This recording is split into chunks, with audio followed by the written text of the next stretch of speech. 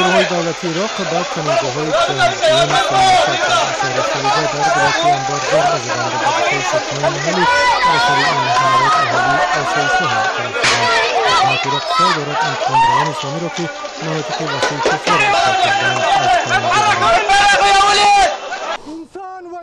در شهر کابل دانشجویان دانشگاه این شهر علیه افزایش تلفات در میان مردم آسایشته در افغانستان تظاهرات کردند. تظاهرگران از حکومت افغانستان طلب داشتند که گناهکاران مرگ مردم بیگناه را به دادگاه بکشد.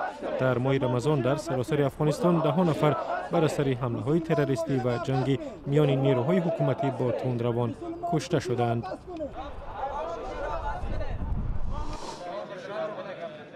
در شهر بانوی پاکستان قبیله سالاران امر دادند که به زنان اجازه ندهند از مرکزهای تقسیم کمک‌های بشری برای پناهندگان وزیرستان شمالی کمک بگیرند.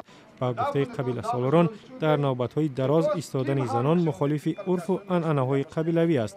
در جلسه قبیله‌ها از حکومت پاکستان خواستند اجازه بدهد که به جای زنان کمک‌های بشری را خویشاوندان مردی آنها بگیرند.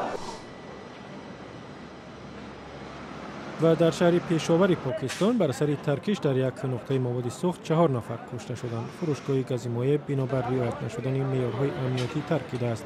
در پاکستان بنابر گران بودن قیمت بنزین، گاز طبیعی بیشتر استفاده می شود و استفاده از این نوع مواد سوخت در ماشین ها بسیار وقت سبب صدمه و مرگ رانندگان و مسافران می شود.